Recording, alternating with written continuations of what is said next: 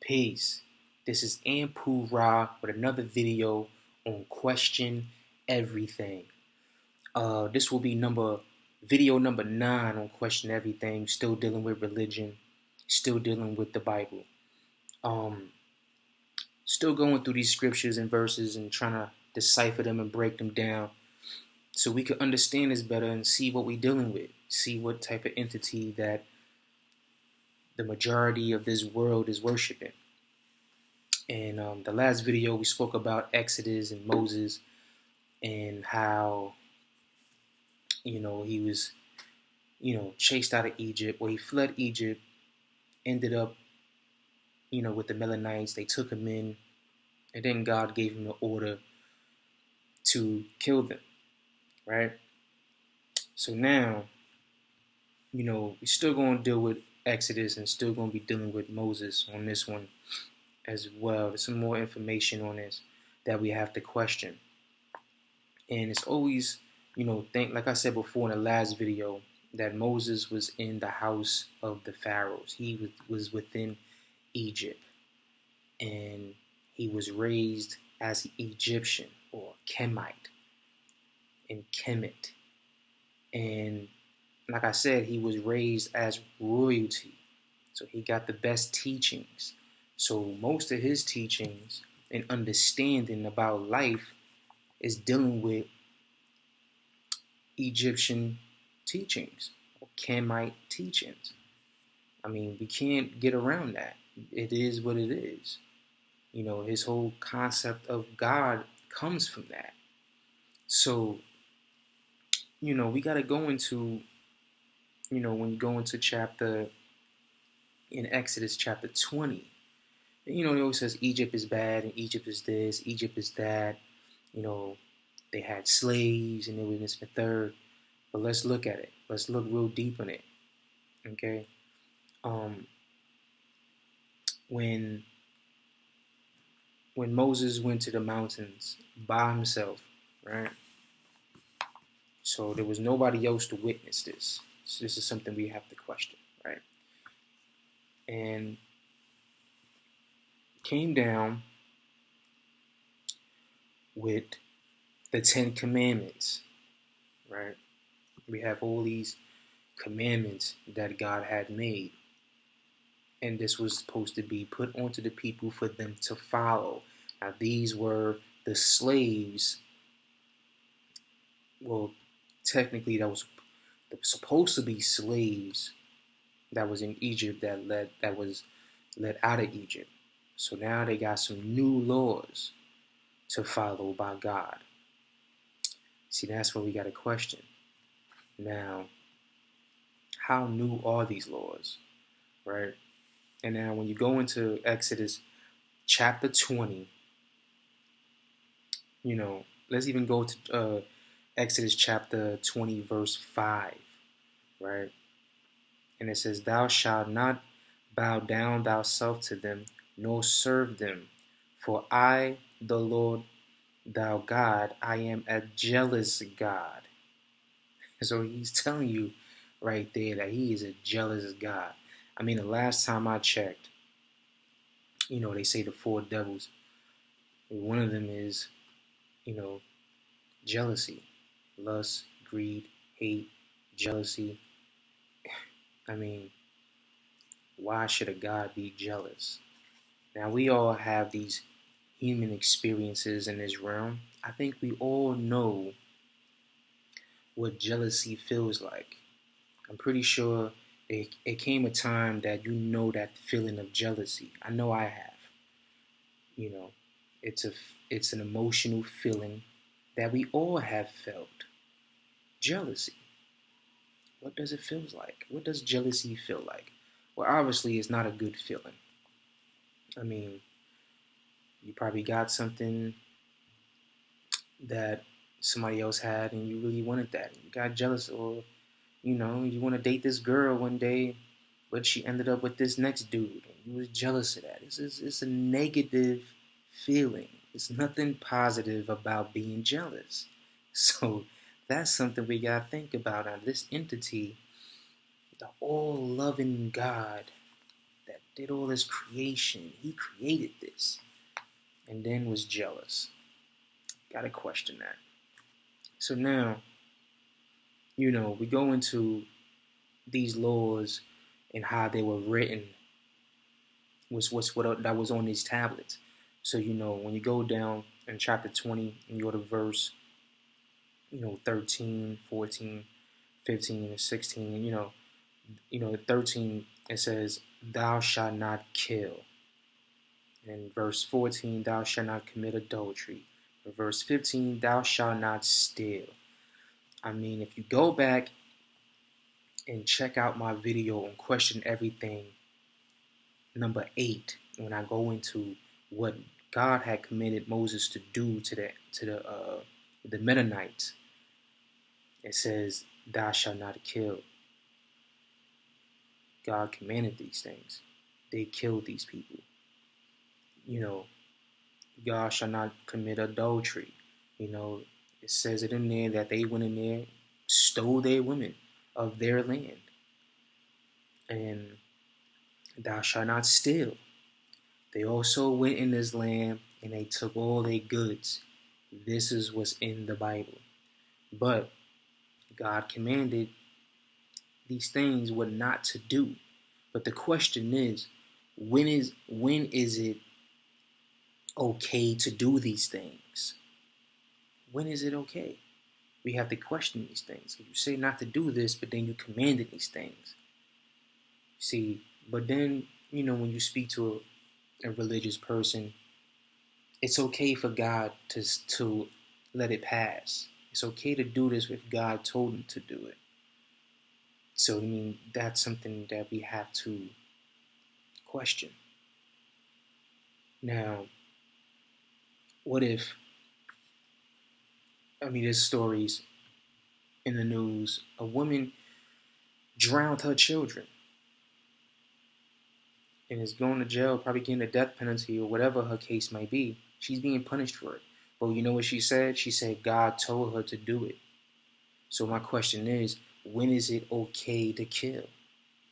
But God told her to do it. But then they would say she's crazy. They don't believe her. What if this God in the Bible did tell her to kill her children? So when is it okay? That's something we have to question. And when you're looking into these books of these prophets, God spoke to these prophets, to these individuals, and nobody else was around to witness this. But people believe this.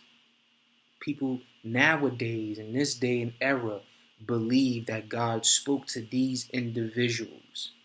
So if God spoke to these individuals back in those times, what makes you think that God is not speaking to individuals now? So when is it okay to believe when or who God spoke to? We have to question that. And if I sit here and tell you that God spoke to me right before I made this video, and he told me that y'all should worship me, that now I am taking over the dominion of this planet, would you believe me? You wouldn't believe me. Let's be honest. You wouldn't believe that. But you could believe an individual that is in the book, because these individuals in this book are not, physically proven that they actually exist. But y'all believe that. And that's why you gotta be careful in what you believe. Let's question these things, people. We are the gods and goddesses of this planet. And we all have a responsibility, and we need to start taking responsibility. And let's end this separation. Let's end this hate. Let's end this jealousy. Let's end this war. Let's end it. Let's move on to the next stage so we can grow. All right. So like I said, man, Let's question that. And also, when you look how the commandments are written, thou shalt not kill, thou shalt not do this, thou shalt not do that. This is nothing but the 42 laws of Ma'at. And for those that don't know what is the 42 laws of Ma'at, this is where this information in this book was stolen from. Now you got the whole thing of the Ark of the Covenant. Now the Ark of the Covenant supposedly have these holy tablets that God has written with his own hand. With his own hand. He written these commandments with his own hand. If he has a hand, then this individual is physical. He's a physical being because he's writing. Right? These tablets are in this covenant.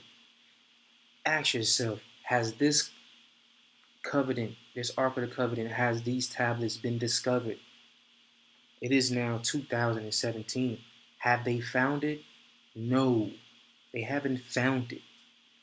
But when you go to ancient Egypt, when you go to Egypt to this day and you look at those temples and you see it carved in the walls, the laws of Ma'at, the goddess. That's right, the goddess.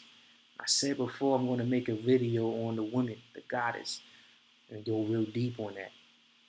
But it's the laws of Ma'at, and you see how is it written. It's written the same way. Thou shalt not kill. Thou shalt not commit adultery. Thou shalt not do this. Thou shalt not do that. But it's 42 laws of that written on the walls, and you could go there to this day and see it. But you can't find this special tablets that God wrote. If this tablets is so special, then why is it not out in display? Why? Where is it? And it's so funny because Moses only took 10 out of the 42, which is crazy, man. Do your research. 42 laws of Ma'at in ancient Egypt, right? Let's scratch that because we done with that one. Also, let's go. Speaking of thou shalt not kill, let's go to Exodus. Let me see. Where we at? Let's go to Exodus chapter 32, verse 27. It reads, and he said unto them, thus shall the Lord God of Israel put every man his sword and by his side, and go in and out from gate to gate throughout the camp, and slay every man his brother, and every man his companion, and every man his neighbor. Again, now, God just gave these commandments saying, thou shalt not kill. And right after giving these commandments in these holy written stones, after he tells you not to kill, then he gives you the command to kill again. This is what I'm talking about. When is it okay to kill? Right? So now if I was to leave my house right now after making this video and then just start killing people, and then when they question me in the court and say, why did you do this? And then I say, because God told me to, I will be wrong. So when is it okay? This is wrong. Killing is wrong, period. It's wrong. Everybody has their own experiences on this planet. And who said you have the right to take someone's life and end their life and end their path that what they're supposed to take? But then when people die, they say, oh, it was supposed to happen. You know, it was already laid out for you. So, I mean, we got to question this. Like,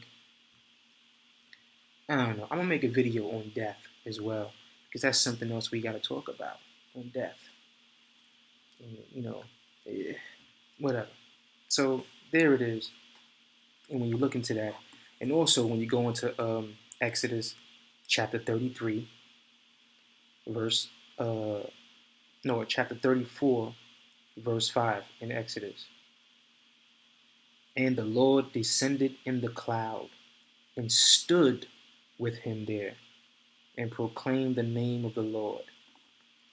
So he came floating on a cloud. I mean, who says, back in those days it could have been a craft, but they didn't know how to describe it in those times, so they said a cloud. Maybe this craft had bright lights, and that's the only way they were able to describe it. So God stood with him.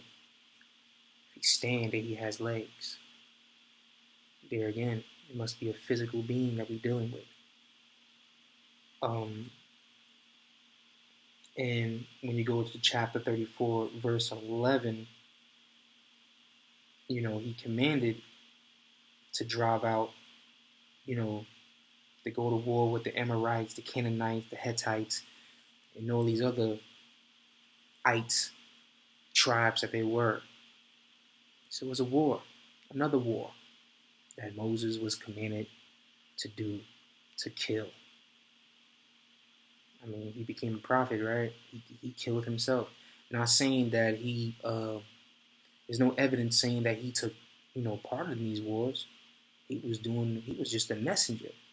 He was telling people what to do, and people followed. So now if I sit here and say, God came to me and say, God spoke to me last night. He came to me floating on a cloud, and I met him on my balcony, and he said that we should go to war with Russia and kill all the Russians, take all their women, take all their oil and their gold and their cattle, and we're going to take over that land because God said that is our land now. And now people listening to me, and they believe like, wow, God speaks to Anpu Ra. You know what? We're going to get together. We're going to arm ourselves with our bullets and our armory and missiles and tanks and ships and planes, and we're going to go over there and we're going to take over Russia. This is pretty much the same thing what they did back in those times.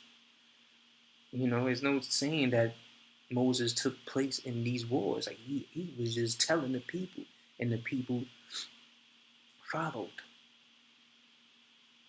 That's something we gotta think about. And also, it says, destroy, in chapter 34, verse 13, but ye shall destroy their altars and break their images and cut down their groves. 14, for thou shalt worship no other God, for the Lord, whose name is jealous, is a jealous God. That's crazy. It says it right there. Chapter 34 in Exodus, verse 14. I'm just reading this. For thou shalt worship no other God, for the Lord, whose name is jealous. So his name is jealous, is a jealous God. So we gotta think about that. What are we dealing with? They say, oh, I follow the gospel, I read the Bible. But people don't really realize what they reading. They reading nothing about killing and war. It's like every chapter. I mean, like I said, if you've been following me on Question Everything from video 1, the first video I did, it's killing. From Genesis, to Exodus, dealing with the different prophets, dealing with Cain and Abel, dealing with Abraham, dealing with Moses, dealing with Noah. It's all about death. There's nothing so great about this book. It's like, if I came from another planet, right, with different beliefs, different life system, and this book was presented to me, I will think different. I'll be like, this is what y'all following? This is what y'all reading? And if I came from a very peaceful planet where there is no wars, where there is no adultery, when there is no killing, it's just abundance of love. abundance of love. It's like I will look at this book different. I will look at this book like, what this is what y'all following? This is basically about killing and war. Every, story, that's what it basically talks about. So question everything, man. Question everything. All right. So now we're gonna move along. All right. And this book I find very interesting. Excuse me. In this book I find very interesting. In this book we're gonna go into Leviticus.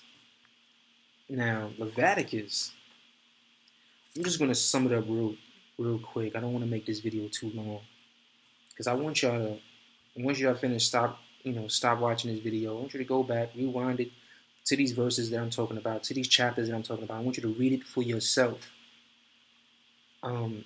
My opinion, Leviticus is nothing but a cookbook. Yes, I've said it, a cookbook. It's about sacrificing. It's, if I was to sit here and say, yo, what would you think if I was to tell you that I'm gonna cut this animal's throat, splat blood on the altar, burn his flesh? You'd probably be like, well, you into voodoo or something. You into something evil. You worshiping Satan. You a Satanist. You a Satan worshiper. You a Luciferian. You'll have all these titles with it, right? But then if I tell you, yo, this is what's in the Bible, and then you'll probably have a different look on it. I told this woman one time that same, phrase. I said, what if I was to tell you to do this and do this? Will you think that's some evil act? And she looked at me and she said, yeah, that would look like some devil worshiping stuff. I said, it's funny that you say that because you are a Christian and that's what's in the Bible. And her face was puzzled. And it's like, how you a Christian and you really following these, traditions and stuff, but you don't even know what's in the book. You don't even open it and read it for yourself. And like I said, it's there. And when you read Leviticus, it's all about the offering. And, it's all about killing an animal, different type of animals, and putting their blood onto the altar. I mean, in Leviticus chapter 1, verse 5, it reads, and he shall kill the bull before the Lord. You see what I'm saying? And the offering is made, and then it says, in verse 9, an offering made by fire. Again, with the fire of sweet savory unto the Lord. So now they cooking. Like I said, that's why I call this the cookbook. This book, the book of Leviticus, is the cookbook. And verse 11, and he shall kill it onto his side in the altar northward before the Lord, and the priest, Aaron's son, shall sprinkle his blood around about upon the altar. And then in chapter 1, verse 14, and it says, and if thou burnt sacrifice for his offering to the Lord be of fowls. And for those that don't know what fowls are, fowls is birds. So we got to kill the bulls, cattle, kill some birds, and it says it right there. When you read Leviticus, when you read it, this is all offerings for the God that y'all worshiping. Blood sacrificing, killing animals, splatting blood, burning the savory smell of burnt flesh. 16, and he shall pluck away his crop with his feathers and cast it beside the altar on east part and place it on of the ashes. So, this sounds like some real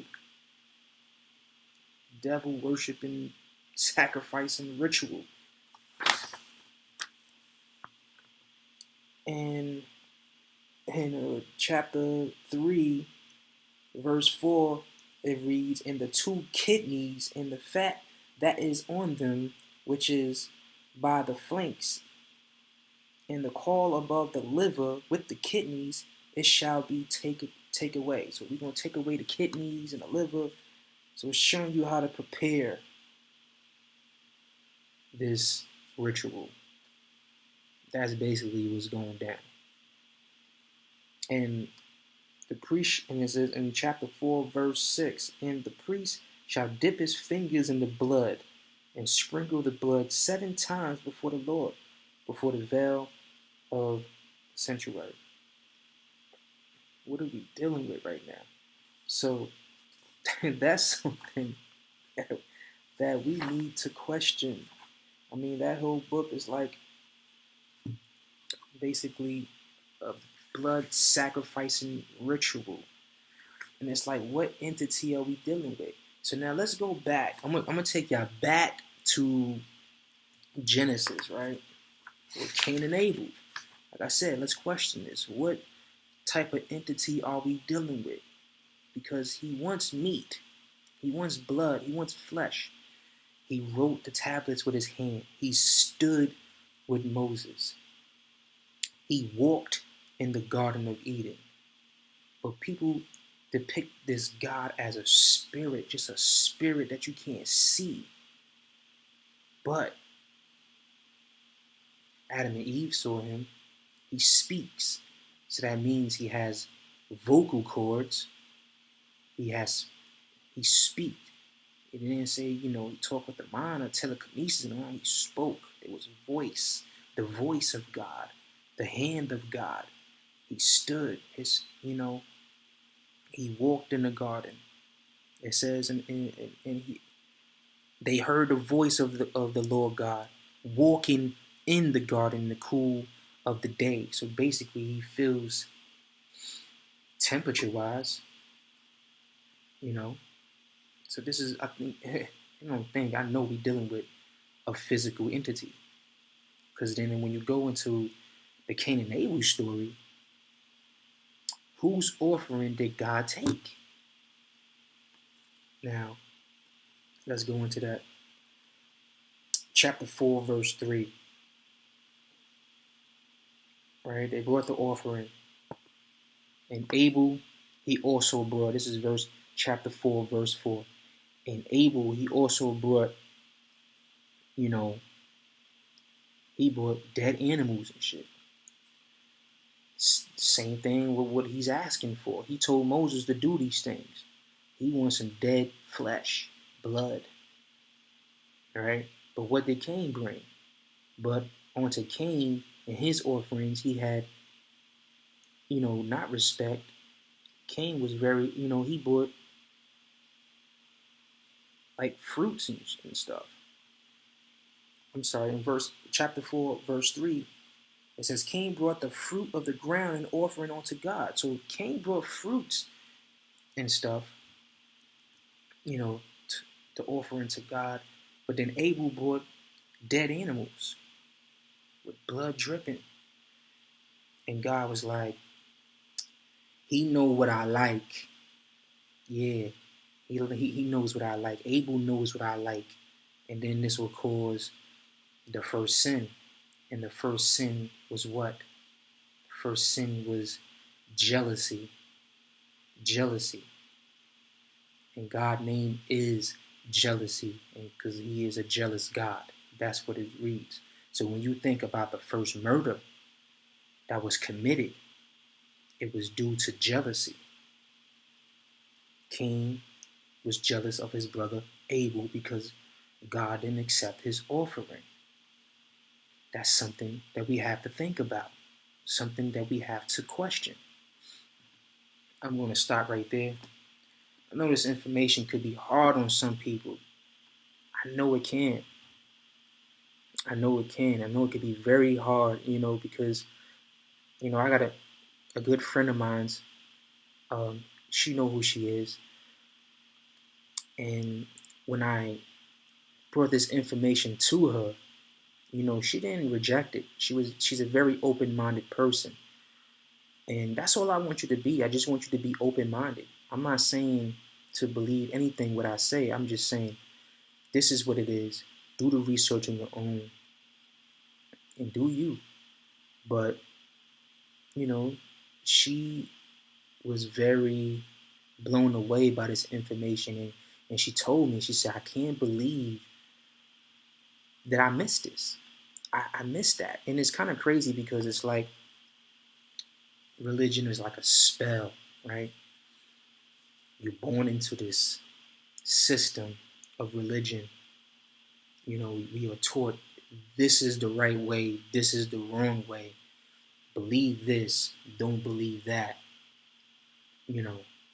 And we bought into this. We are born into this, and you think that that's what it is. And this individual, she's a grown woman, and she's just now starting to open up and see what I was saying. And she's like, wow, now her mind is open.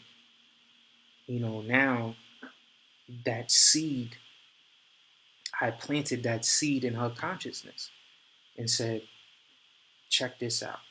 Did you see that story in that way? Did you read it? And she's like, I didn't even know this is even in the Bible. And this is what I'm saying. It's like a spell. It got people in a trance. It got people under a spell. And I mean, to each his own. I mean, if that's what you like to do, and if that's what helps you out, then that's what you do. But I'm telling you right now, you are much greater than that. You are a god. You are a goddess. You have these abilities. We all do. You just have to figure it out for yourself. You know, I can show you the door, but you're the one that have to walk through it.